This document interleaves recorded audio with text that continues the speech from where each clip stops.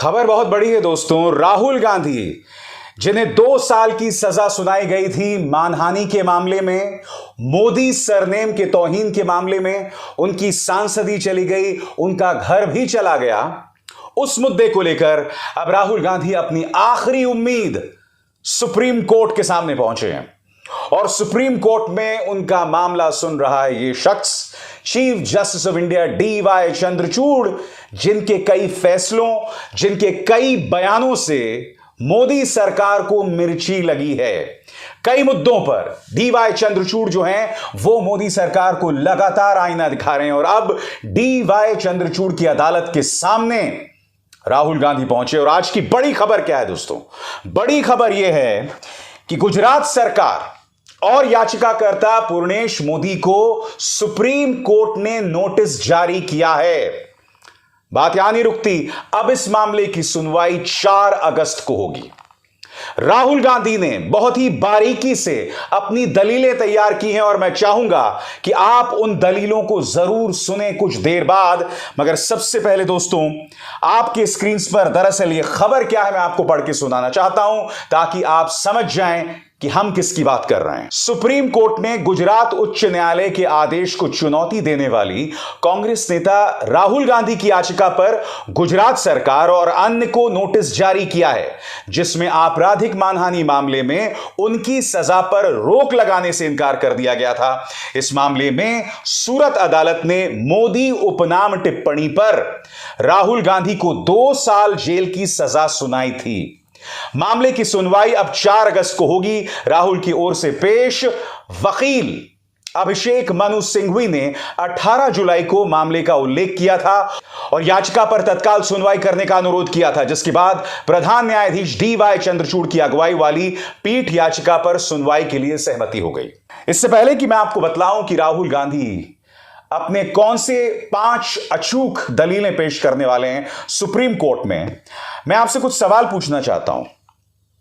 बृजभूषण शरण सिंह ये वो व्यक्ति है जिसने खुलेआम कैमरे के सामने ये कबूल किया था कि मैंने एक व्यक्ति की हत्या की थी। बृजभूषण शरण सिंह जिसके खिलाफ पुलिस की चार्जशीट है कि उसने महिला पहलवान जो कि देश की आन बान और शान है उन्हें मोलेस्ट किया, उनके साथ जबरदस्ती की। यह दिल्ली पुलिस की चार्जशीट है, मेरे शब्द नहीं है।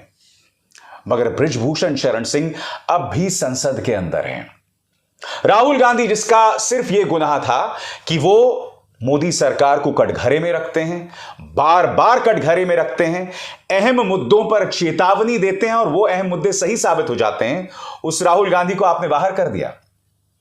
उस राहुल गांधी की गलती यह थी दोस्तों कि जैसे ही उसने लोकसभा में प्रधानमंत्री नरेंद्र मोदी के परम मित्र गौतम अडानी पर सवाल उठाया, पहली बात उनकी स्पीच को करीब 18-19 जगह से नोच दिया गया था और दूसरी बात उसके बाद उनके खिलाफ जो मानहानि वाला मामला था उसकी प्रक्रिया तेज हो गई। नतीजा यह हुआ कि 2 अदालतों ने उन्हें सजा सुनाई, पहले सूरत की अदालत और उसके बाद गुजरात हाई कोर्ट।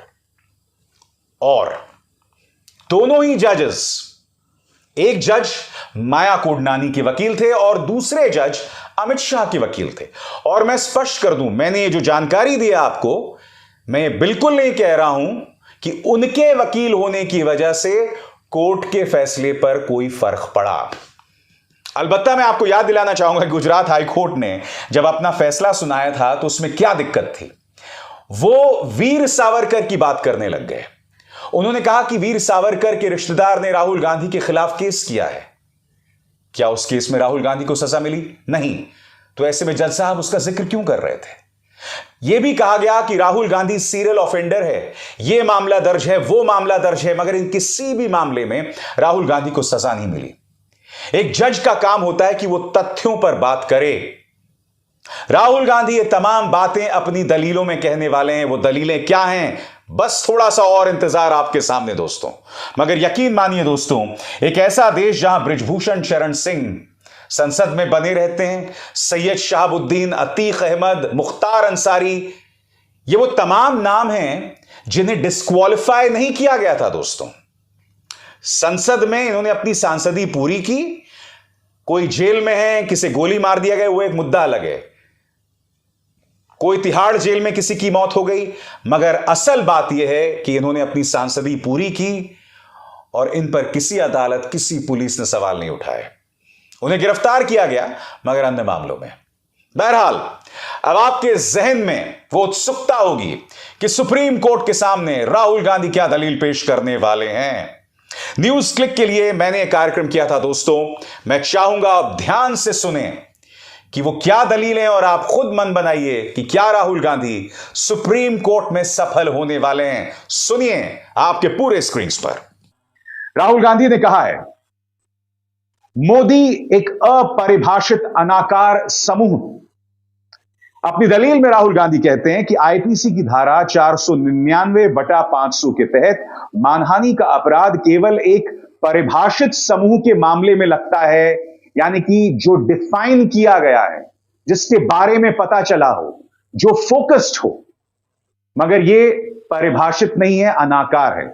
आगे, मोदी एक अपरिभाषित अनाकार समूह है जिसमें लगभग 13 करोड़ लोग देश के विभिन्न हिस्सों में रहते हैं और विभिन्न समुदायों से संबंधित हैं।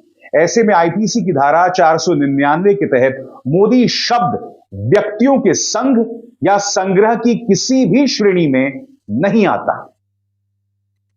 यह पहला तर्क है राहुल गांधी का। दूसरा तर्क आपके स्क्रीन पर, टिप्पणी शिकायतकर्ता के खिलाफ नहीं थी।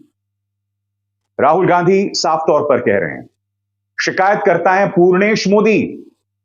जब उनके खिलाफ कुछ कहा ही नहीं मैंने, तो फिर वो मामला लेकर अदालत क्यों पहुंचे? क्या कहते हैं आपके स्क्रीन पर, रैली में ललित मोदी और नीरव मोदी का जिक्र करने के बाद सभी चोरों का उपनाम एक जैसा क्यों होता है, कहा गया था। यह टिप्पणी विशेष रूप से कुछ खास व्यक्तियों को संदर्भित करती है, कुछ खास व्यक्तियों के बारे में है, और शिकायतकर्ता पूर्णेश ईश्वर भाई मोदी को उक्त टिप्पणी से बदनाम नहीं किया जा सकता। मतलब यह टिप्पणी पूर्णेश मोदी को लेकर नहीं की गई थी, इसीलिए उनके आरोप गलत हैं। मैं आपको यह भी बताना चाहूंगा कि ललित मोदी ने भी एक ट्वीट किया था जिसमें उन्होंने कहा था कि मैं अब राहुल गांधी को घसीटूंगा ब्रिटेन की एक अदालत में। मैं आपसे एक सवाल पूछना चाहता हूं, क्या ललित मोदी ओबीसी से आते हैं? बिल्कुल नहीं आते हैं, वो ओबीसी समुदाय से नहीं है। राहुल गांधी ने ललित मोदी, नीरव मोदी के बारे में जिक्र किया था और फिर उन्हें जोड़ दिया था देश के प्रधानमंत्री नरेंद्र मोदी से। तो प्रधानमंत्री ने तो कुछ कहा नहीं। ललित मोदी शिकायत कर रहे हैं, मगर ललित मोदी का शिकायत करना बीजेपी के लिए शर्मनाक होने वाला है। क्यों? वो इसलिए होने वाला है क्योंकि ललित मोदी भगौड़ा है। ललित मोदी से भारतीय जनता पार्टी खुद को दूर रखना चाहती है और ऐसा व्यक्ति कहीं ना कहीं भाजपा के राजनीतिक हथियार के तौर पर सामने उभर कर आ रहा है। यह जबरदस्त शर्मिंदगी की सबब है और मोदी शाह के लिए एक नया सिरदर्द। आगे दोस्तों, तीसरा तर्क, शिकायतकर्ता ने यह नहीं बताया कि वो इस बयान से कैसे प्रभावित हुए। पूर्णेश मोदी से सीधा सवाल है, और सवाल क्या है? शिकायतकर्ता के पास केवल गुजरात का मोदी उपनाम है, जिसने न तो दिखाया गया है और न ही किसी विशिष्ट या व्यक्तिगत अर्थ से पूर्वाग्रस्त या क्षतिग्रस्त होने का आरोप लगाया गया है। तीसरा, शिकायतकर्ता ने स्वीकार किया कि वो मोड़ वाणिका समाज से आता है। ये शब्द मोदी के साथ विनिमय नहीं है और मोदी उपनाम विभिन्न जातियों में मौजूद है, यानी कि फोकस्ड शिकायत नहीं है। यह तर्क जो है कहीं ना कहीं राहुल गांधी के वकील chief justice of India DY Chandrachud की अदालत में रखने वाले हैं। चौथी बात, बदनाम करने का कोई इरादा नहीं। टिप्पणी 2019 के लोकसभा चुनाव अभियान के दौरान दिए गए एक राजनीतिक भाषण का हिस्सा थी। इसके जरिए शिकायतकर्ता को बदनाम करने का कोई इरादा नहीं था, इसीलिए अपराध के लिए मानवीय कारण का अभाव है। और आखिरी और पांचवी दलील राहुल गांधी की आपके स्क्रीन पर, उच्च न्यायालय ने मानने में गलती की कि अपराध के लिए कठोरतम सजा की जरूरत है। लोकतांत्रिक राजनीतिक गतिविधि के दौरान आर्थिक अपराधियों और प्रधानमंत्री नरेंद्र मोदी की आलोचना करने वाले एक राजनीतिक भाषण को नैतिक अधमता का कार्य यानी मॉरल टर्पिट्यूड का काम माना गया। इसमें कठोर सजा मिलना गलत है। राजनीतिक अभियान के बीच में खुलकर बोलने की आजादी होनी चाहिए। अगर ऐसा नहीं होता तो लोकतंत्र के लिए खतरा हो जाएगा। मामला सुप्रीम कोर्ट पहुंच गया है दोस्तों, और यकीन मानिए ये सरकार पूरे जोर आजमाइश में है।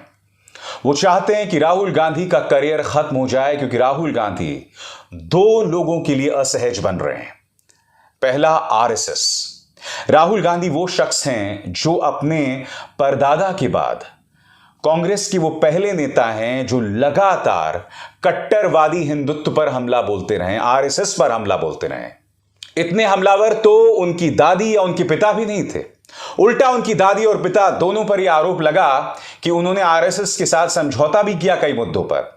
मगर राहुल गांधी ऐसे नहीं, और यही वजह है कि आरएसएस उनसे नफरत करती है। और फिर प्रधानमंत्री की कमजोर नब्ज पर राहुल गांधी बार बार हमला बोलते हैं।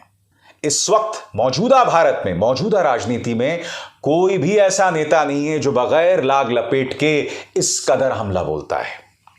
ऐसा कोई भी राजनेता नहीं है जिसके खिलाफ इस कदर दुष्प्रचार चलाया जाता है। और आज से नहीं, साल 2010 से। याद कीजिए, 2010 में वो मामला था उड़ीसा का, उड़ीसा की खदानों का, और सामने खड़ा था एक बहुत बड़ा औद्योगिक समूह। राहुल गांधी ने उस पूरे मामले में आदिवासियों का साथ दिया था, और तभी से इस देश के धन्ना सेठ समझ गए थे कि राहुल गांधी जो हैं वो इस देश के औद्योगिक जगत के लिए खतरे हो सकते हैं, क्योंकि वो मामले में ये नहीं देखते कि धन्ना सेठ का साथ देना है। वो सिर्फ मुद्दों को फैक्ट्स पर संबोधित करते हैं। और फिर उनके खिलाफ एक साजिश रची गई उनकी इमेज को बिगाड़ने की, और उसके पीछे भी भारतीय जनता पार्टी के एक नेता और एक वकील का हाथ था, जो अब हमारे बीच जिंदा नहीं है। कहने का अर्थ यह दोस्तों कि राहुल गांधी पर लगातार हमला हो रहा है, और अब जो है हमला परवान चढ़ गया है दोस्तों। इसके बाद अगर सुप्रीम कोर्ट ने भी राहुल के खिलाफ फैसला सुनाया तो राहुल गांधी 8 साल तक सांसदी नहीं कर पाएंगे।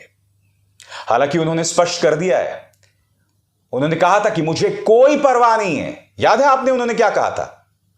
सुनिए। सवाल पूछना मैं बंद नहीं करूंगा। मैं हिंदुस्तान के लोकतंत्र के लिए लड़ रहा हूं, और मैं हिंदुस्तान के लोकतंत्र के लिए लड़ता रहूंगा। किसी चीज से नहीं डरता हूं, यह सच्चाई है। चाहे मुझे सदस्यता मिले ना मिले, मैं अपना काम करूंगा। अगर ये मुझे परमानेंटली डिस्क्वालीफाई कर दें तो भी मैं अपना काम करूंगा। अगर मुझे रीइंस्टेट कर दें तो भी मैं अपना काम करूंगा। मुझे कोई फर्क नहीं पड़ता मैं पार्लियामेंट के अंदर हूं या बाहर हूं, कहां हूं। मैंने आपसे कहा मुझे अपनी तपस्या करनी है, मैं उसको करके दिखाऊंगा। Disqualify me for life, put me inside jail, I will keep going, I will not stop. तो राहुल ने कहा कि मुझे कोई परवाह नहीं है, मेरी सांसदी चली जाए। और राहुल गांधी बार बार कह रहे हैं। यही नहीं, भारतीय जनता पार्टी ने यह भी कहा कि राहुल गांधी से कहा गया कि माफी मांगो। राहुल गांधी ने वो भी नहीं किया, क्योंकि बकौल राहुल गांधी मैं तो उन लोगों का जिक्र कर रहा था जो कि देश का धन लेकर भाग गए। मैं उन मोदियों का जिक्र कर रहा था। तो ऐसे में मेरे खिलाफ यह फैसला क्यों सुनाया गया?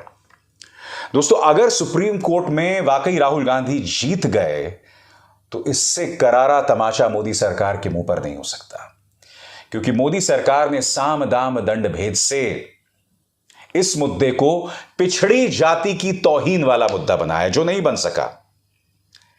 मोदी सरकार ने राहुल गांधी के खिलाफ झूठा प्रचार भी चलाया कि उन्होंने विदेश में जाके विदेशी सरकारों से भारत में दखल की बात की, जो तमाम चीजें झूठ थी। मगर राहुल गांधी इसका सामना कर ही रहे हैं।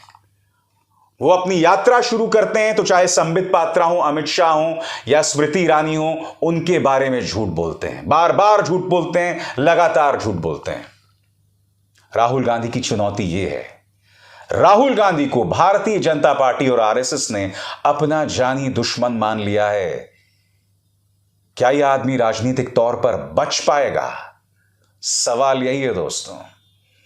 मगर परिणाम जो भी हो, भारतीय राजनीति में यह अध्याय ऐतिहासिक होगा।